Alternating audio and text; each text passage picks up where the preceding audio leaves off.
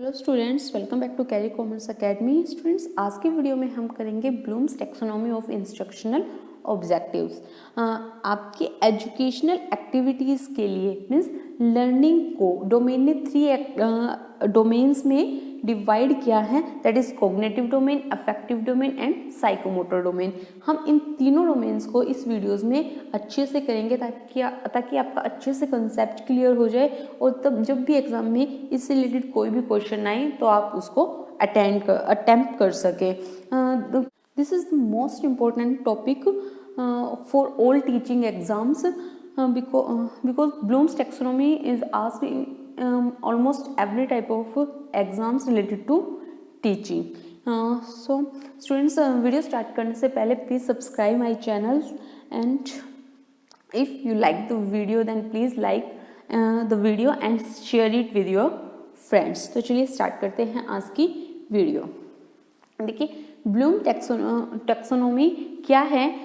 आपकी जो teaching learning process होता है, आपका जो टीचिंग लर्निंग प्रोसेस होता है उसका जो मेन ऑब्जेक्टिव है, उसका मेन ऑब्जेक्टिव क्या होता है, आपके स्टूडेंट्स के ओवरऑल पर्सनैलिटी में चेंज करना। क्या होता है उसका main objective? To improve the overall personality of student या कैन से लर्नर। ठीक, अब ओवरऑल पर्सनैलिटी, अब ब्लूम ने क्या किया, आप एक लर्नर की पर्सनैलिटी को 3 डोमेन में किया, डिवाइड कर दिया कि अगर आप एक लर्नर की cognitive domain, second one is affective domain and third one is psychomotor domain या कॉग्निटिव डोमेन।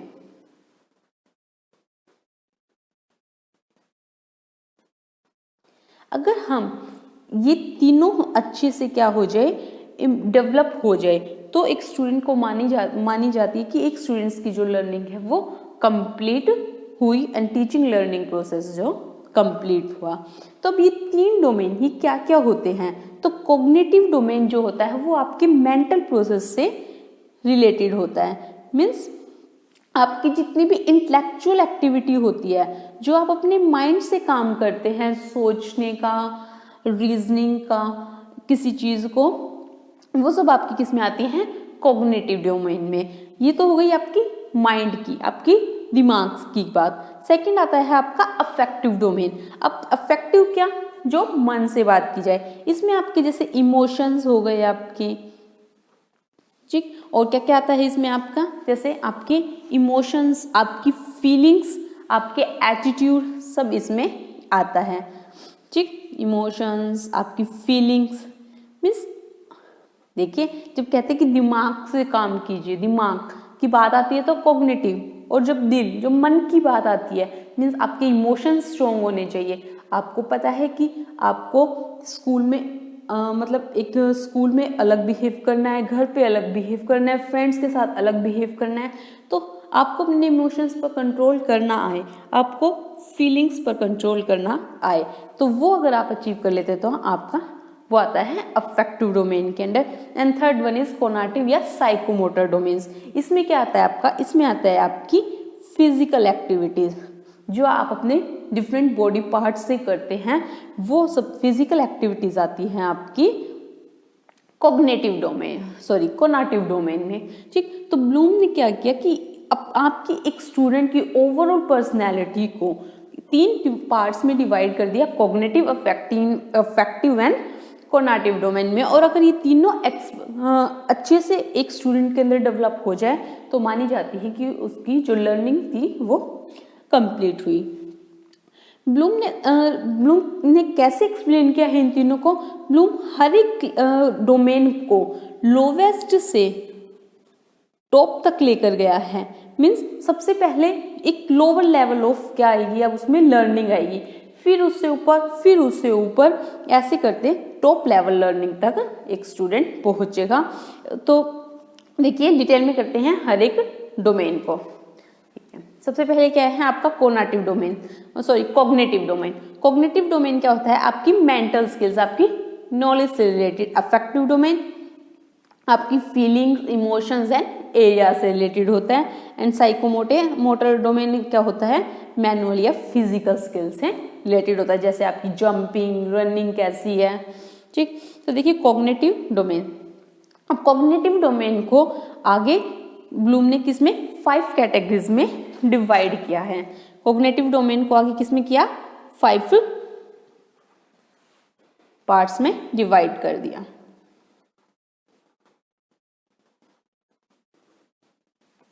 आप नोट्स के लिए नीचे ये सब स्क्रीनशॉट ले सकते हैं इसका और अपने नोट्स में बना सकते हैं। मैं आपको अच्छे से सभी पॉइंट्स एक्सप्लेन कर देती हूँ।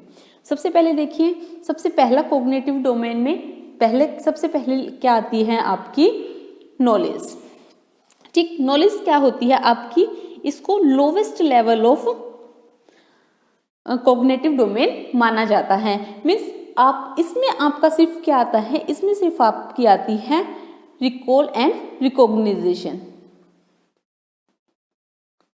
इसमें क्या होता है, मीन्स ये बिल्कुल स्टार्टिंग पे, बिल्कुल जो लोअर क्लासेस के बच्चे होते हैं, जो ये उनके लिए होता है। इसमें सिर्फ बच्चों को याद कराई जाती है चीजें या उन्हें चीजें पहचाननी सिखाई जाती है, ठीक। जैसे बच्चों को हम क्या करते हैं, जो प्राइमरी क्लासेस में बच्चे होते हैं उनको फ्रूट्स नेम लर्न कराते हैं, वेजिटेबल्स लर्न कराते हैं, तो सिंपल उन्हें रिकॉल कराना, एक चीज को जिस से एक रट्टा लगाना, वो होता है आपका नॉलेज में। उसके बाद क्या होता है, उसके बाद स्टूडेंट्स में आती है अंडरस्टैंडिंग, ठीक। सेकंड उसको क्या बोलते हैं, कॉम्प्रीहेंशन।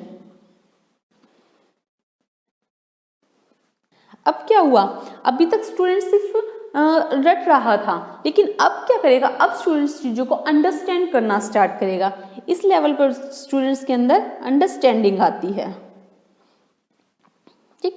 मान लीजिए हमने पहले में क्या कराया था, बॉडी के डिफरेंट पार्ट्स लर्न करा दिए सिंपल बच्चे को, आईज होती है, नोज होती है, टीथ होते हैं, ठीक है। लेकिन अंडरस्टैंडिंग, अब इसमें बच्चा समझता है कि आईज कहाँ हैं, और हम जैसे फर्स्ट में बोल दिया था कि आईज को हम यूज करते हैं देखने के लिए, लेकिन सेकंड में बच्चा खुद समझता है कि हाँ ये आईज है और उससे मैं देख रहा हूँ। मीन्स उसमें एक सेल्फ अंडरस्टैंडिंग जनरेट होती है चीजों को समझने के लिए। And third one is application.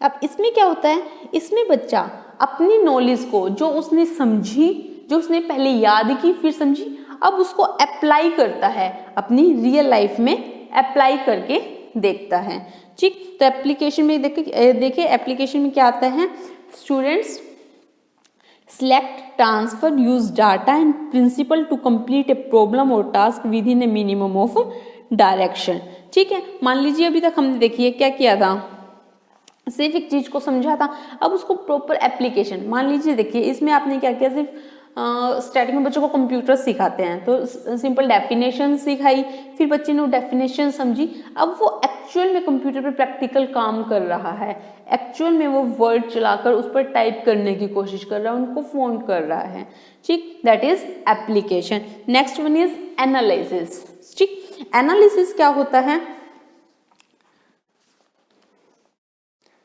Analysis क्या होता है, जब हम किसी होल को चीज को पार्ट्स में डिवाइड कर देते हैं और फिर हर एक पार्ट को अलग अलग एनालाइज करते हैं टू ड्रॉ ए कंक्लूजन, ठीक। मान लीजिए हमें एक बच्चे को एक पेड़ के बारे में बताना है, एक पूरे ट्री के बारे में बताना है, तो हमने क्या किया, उस पूरे ट्री को डिफरेंट पार्ट्स में डिवाइड कर दिया कि ये उसकी लीव्स होती हैं, ये उसका ट्रंक, उसका जो तना होता है, ठीक। ऐसे ही ये उसकी जड़ें होती हैं, तो हर एक उसको डिफरेंट पार्ट्स में डिवाइड कर दिया और फिर हर एक की अलग अलग चीज बातें बताई, तो उसको बोलते हैं एनालाइज करना।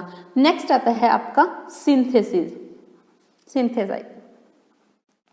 इसमें क्या होता है, हम डिफरेंट पार्ट्स को, हमने सब पार्ट्स को अलग अलग समझ लिया, फिर हम उनको एक कर देते हैं, हम उनको जोड़ देते हैं अलग अलग पार्ट्स को और एक कंक्लूजन पर निकलते हैं कि हाँ ऐसी पत्तियां हैं। अब मान लीजिए हमने बता दिया कि नीम का जो पेड़ है उसकी ऐसी पत्तियां होती हैं, पहले बच्चों को पार्ट्स में समझा दिया ये पत्तियां, अब जब भी बच्चे डिफरेंट पार्ट्स देखेगा उसकी कि हाँ ऐसा ट्रंक है, ऐसी लीव्स है, तो वो एक कंक्लूजन पर पहुंचता है क्या क्या, this is a Neem tree, की एक नीम का पेड़ है। एंड नेक्स्ट लास्ट क्या होता है, evaluation.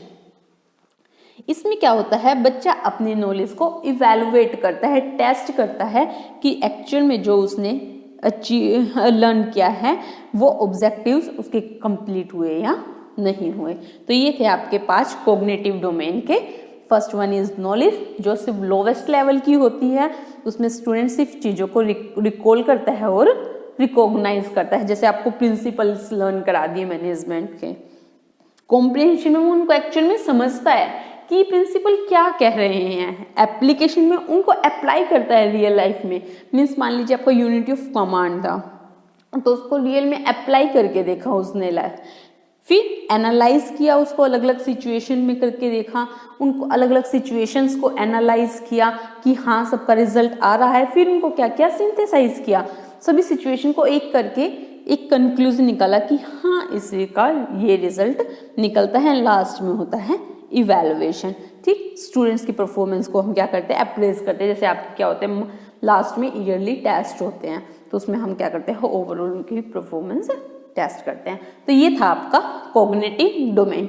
And next level is affective domain. अब अफेक्टिव डोमेन क्या था, अफेक्टिव डोमेन आपकी किससे, इमोशनल स्टेबिलिटी कितनी आ गई बच्चे में, इमोशनली वो कितना स्ट्रोंग हो जाता है। देखिए क्या कह रहा है, skill in the affective domain describe the way people react emotionally and their ability to feel other living things pain and joy। और वो इस एबल हो जाए कि वो दूसरों के पेन और दूसरों की जॉयज को समझ सके। Affective objectives typically target the awareness and growth in attitude. क्या क्या आता है इसमें, attitude, emotions and feelings. 3 main चीजें आती हैं इसमें, एटीट्यूड, इमोशन एंड फीलिंग्स। ठीक, अब अफेक्टिव डोमेन को भी आगे इन्होंने फर्दर 5 पार्ट्स में डिवाइड किया है। इनको भी अच्छे से डिटेल में समझते हैं। देखिए अब अफेक्टिव डोमेन में सबसे पहला क्या आया आपका, रिसीविंग।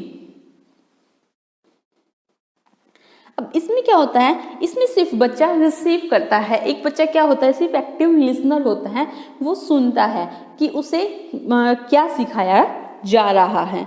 ठीक, जैसे हमने क्या किया, जैसे लेक्चर मेथड में करते हैं, हम सिर्फ टीचर समझा रहा है कि this is the fruit, this is Apple, this is banana, और बच्चा सुन रहा है, तो वो होता है रिसीविंग।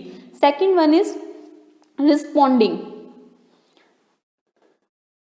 अब क्या हो रहा है, इसमें बच्चा रिस्पॉन्स भी कर रहा है, स्टूडेंट्स एक्टिवली पार्टिसिपेट कर रहा है रिसीविंग प्रोसेस में।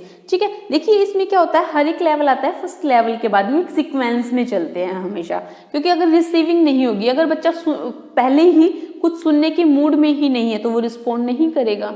तो उसको जरूरी है पहले रिसीविंग हो, उसके बाद फिर वो रिस्पॉन्ड करता है, टीचर को एक्टिवली पार्टिसिपेट करता है लर्निंग प्रोसेस में।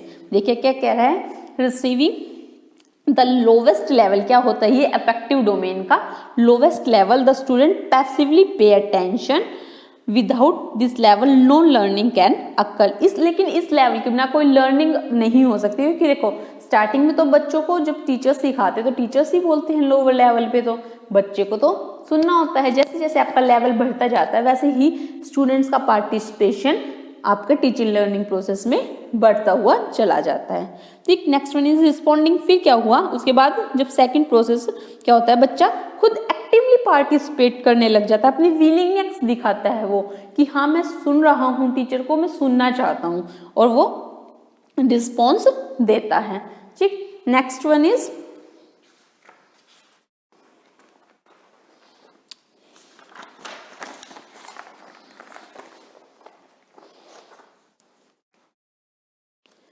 Next one is valuing. अब क्या होता है, स्टूडेंट्स उस चीज को, उस बच्चे ने क्या किया, सुना और उसे समझा, उसमें रिस्पॉन्स दिया, अब उसको वैल्यू देता है। क्या कह रहे हैं, the students attaches a value to a object, phenomena और पीस ऑफ इंफॉर्मेशन। उसमें एक वैल्यू अटैच कर देता है। मीन्स क्या करता है कि वो उसको एक इंपॉर्टेंस देता है कि हाँ ये चीज इंपॉर्टेंट है मेरे लिए and I should learn it. The student associate a value और some values to the knowledge they acquired, कि हाँ ये नॉलेज मेरे लिए इंपॉर्टेंट है। And next one is organizing. अब देखो बच्चे ने क्या किया, डिफरेंट चीजों के बारे में सुना, अपने टीचर से, और एक्टिवली सुना, रिस्पॉन्स भी किया, हर एक चीज को वैल्यू दी। ठीक, अब उनको क्या करता है, एक ऑर्गेनाइज वे में अपने माइंड में सेट करता है। The students can put together different values, information, ideas, accommodate them with his her own schema, comparing, relating and देखिए क्या कहना चाह रहा है इसमें। अब देखिए सिंपल सा एक एग्जांपल लेकर चलते हैं। आपके बहुत सारे फ्रेंड्स हैं, आपकी क्लास में 20 स्टूडेंट्स हैं। अब बच्चों को एक सिंपली एग्जांपल है, बच्चों को पता है, एक उसमें स्कीमा होता है, एक ब्लॉक बना लेना अलग अलग इन्फॉर्मेशंस के, कि उसे पता है ये स्टूडेंट, ये मेरा बेस्ट फ्रेंड है, इसके साथ मुझे ऐसे बिहेव करना है, दिस इज माई क्लासमेट, ठीक है, अच्छा है, मतलब बहुत बेस्ट फ्रेंड नहीं है लेकिन अच्छे रिलेशन है, ठीक, ये मेरा कॉम्पिटिटर है, इससे मुझे ज़्यादा स्टडी करनी है, इससे मुझे ज़्यादा मार्क्स लेके आने हैं। तो वो क्या करता है, हर एक इन्फॉर्मेशन को अलग अलग ब्लॉक्स बना के माइंड में सेट कर लेता है, उसको बोलते हैं ऑर्गेनाइजिंग, मीन्स अलग अलग इन्फॉर्मेशन को ऑर्गेनाइज कर लेना। एंड देन फाइनली करेक्टराइजिंग, वही उसका एक करेक्टर बन जाता है। फिर धीरे धीरे जब वो क्या होता है, उसकी सोच वैसी हो जाती है और फिर वही उसका करेक्टर बन जाता है, वही वो वैसे ही वो आगे बिहेव करने लग जाता है। तो ये था इसका affective domain. And next one is last, psychomotor domain. ये क्या होता है, आपकी फिजिकल एक्टिविटीज को लेते हैं इसमें, कि जो बच्चे की मसल्स हैं, देखिए बच्चे में दो होती हैं, एक ग्रोथ होती है और एक फाइन मोटर स्किल्स होती हैं, ठीक, वो तो अलग टॉपिक है, किसी और वीडियोस में करेंगे। कि ग्रोथ होती हैं जो मोटे बड़े बड़े एक्शन करते हैं, जैसे जंप करने से बड़े बॉडी पार्ट्स को इन्वॉल्व किया जाता है, जैसे हैंड शेक करना, जंपिंग करना। और फाइन मोटर स्किल्स होती है जो छोटे छोटे पार्ट्स को आप यूज करते हैं, जैसे अपनी फिंगर्स को हिलाना, हम राइड कर रहे हैं, जिसमें कम बॉडी पार्ट्स, कोई छोटे बॉडी पार्ट्स इन्वॉल्व होते हैं। तो वो सब क्या इसमें आता है आपका साइकोमोटर डोमेन में। देखिए पढ़ते हैं, the psychomotor domain was established to address skill development related to the physical dimension of accomplishing एक टास्क, मीन्स एक किसी टास्क को फिजिकली आप कितना अच्छे से कर पा रहे हैं। Because motor skills extend beyond the originally, ये सब छोड़िए, इसमें बस क्या क्या आती है आपकी मैनुअल और फिजिकल स्किल्स आती हैं, ठीक है। मीन्स आपको कोई भी काम है, आप फिजिकली उस काम को, जैसे आपको एक बाइक चलानी है तो आप बाइक कितनी अच्छे से चला पाते हैं, साइकिल कितने अच्छे से चला पाते हैं, एक्सरसाइज कर लेते हैं नहीं, तो जिसमें भी मतलब आपके डिफरेंट बॉडी पार्ट्स वो अच्छे से काम कर रहे हैं, ठीक है। इसको आगे इसको कितने पार्ट्स में डिवाइड किया, इसको आगे हमने इसको भी आगे 5 पार्ट्स में डिवाइड कर दिया। First part is imitation. सबसे पहले देखिए, हम जब भी कोई फिजिकल चीज सीखते हैं, मान लीजिए हमने क्या किया, एक बाइक चलाना सीख रहे हैं, तो सबसे पहले होता है इमिटेशन। इमिटेशन होता है नकल उतारना किसी चीज की।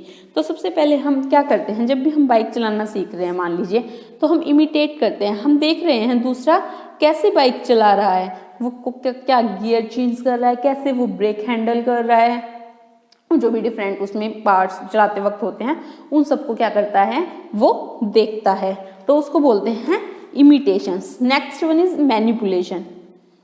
मैनिपुलेशन, अब उसने पहले तो देख लिया कि हाँ, दूसरे बंदे को ऑब्जर्व किया, सिर्फ देखा कि वो कैसे कर रहा है, अब वो उसको मैनिपुलेट करता है, मीन्स वो उसको खुद करने की कोशिश करता है कि हाँ इसने ये चीज ऐसे की है तो अब मैं इसको ऐसे करूंगा, ठीक। Next one is precision. अब इसमें क्या होता है, प्रिसीजन में उसमें अब वो क्या हुआ, उसने जब इसमें एक्चुअल में मैनिपुलेशन में क्या किया, उसने अपनी बाइक पर करके देखा कि हाँ, मैनिपुलेट करके देखा उसने इस चीज को कि हाँ ऐसे ब्रेक लगाए तो ब्रेक लग रहे हैं, ऐसे रेस दी तो रेस दी जा रही है। प्रीसीजन में उसको एक्सपर्टाइज मिल जाती है, मीन्स सॉरी एक्सपर्टाइज नहीं, उसको बाइक चलानी आ गई, मीन्स उसको स्किल्स उसके अंदर एक आ गई कि हाँ वो ऐसे ऐसी चीजों को कंट्रोल कर लेता है। नेक्स्ट होता है आर्टिकुलेशन।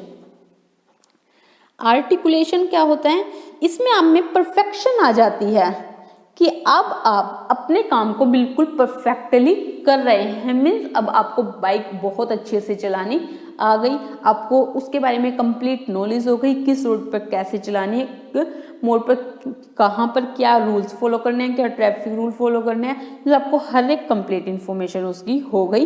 एंड नेक्स्ट लास्ट होता है नेचुरलाइजेशन। इसमें क्या होता है, आपका एक नेचुरलाइजेशन हो जाता है, मीन्स एक आपके अनकॉन्शियस माइंड में सेव हो जाती है। मीन्स अब आप खुद ही बाइक चला रहे हैं, अब आपको जरूरत नहीं, आप कई बार किसी से बात भी कर रहे हैं तब भी आप खुद चलाए जा रहे हैं बाइक। तो वो सब होता है नेचुरलाइजेशन, कि आपके दिमाग में अच्छे से सब सेट हो गया है। ठीक, तो ये था आपकी ब्लूम्स टैक्सोनॉमी, जो किसने दी थी, 1956 में दी थी ब्लूम और उसके कुछ एसोसिएट्स ने। उसको अब क्या किया 2001 में एंडरसन एंड क्रैथवोल ने थोड़ा चेंज कर दिया। क्या चेंज किया, जो ब्लूम थे उन्होंने नाउन फॉर्म में दी थी सारी, जैसे नॉलेज, कॉम्प्रिहेंशन, जो आपकी कॉग्निटिव डोमेन है सिर्फ उसमें चेंजेस किए। ये यही सीक्वेंस था ना, पहले नॉलेज थी, फिर comprehension, application, analysis, synthesize and evaluation. इन्होंने क्या किया, इसको वर्ब फॉर्म दे दी। मीन्स जो एक्चुअल में हम प्रोसेस करते हैं, क्या क्या हमने पहले में सिर्फ बच्चों को रिमेम्बर करा रहे थे, चीजों को याद करा रहे थे, सेकंड में उनको अंडरस्टैंड करना सिखाया, अंडरस्टैंड करने लग गए बच्चे, फिर उन्होंने एक्चुअल में उसे अप्लाई किया, फिर उसको एनालाइज किया, उसको अलग अलग अलग पार्ट्स में करके उनको एनालाइज किया, उसके बाद उसे इवेलुएट किया। ठीक, एनालाइज मीन्स डिफरेंट पार्ट्स में बांट दिया, फिर उसे इवेलुएट किया मीन्स, और फिर एक क्रिएट कर दिया मीन्स जिसको बोलते हैं एक अलग से जनरलाइजेशन उस चीज का कर दिया। इन्होंने देखो क्या किया, इसने जो यहाँ से 5th लेवल था, सॉरी 4th लेवल था, यहाँ पे 5th बना दिया, 5th लेवल को 4th चेंज कर दिया। तो इससे भी एक क्वेश्चन में भी एग्जाम में आ सकता है। तो ये था ब्लूम्स टैक्सोनॉमी। आई होप आपको ये वीडियो पसंद आई, और अगर ये वीडियो पसंद आई तो प्लीज़ इसे लाइक, शेयर और सब्सक्राइब करना ना भूलें। Thank you so much.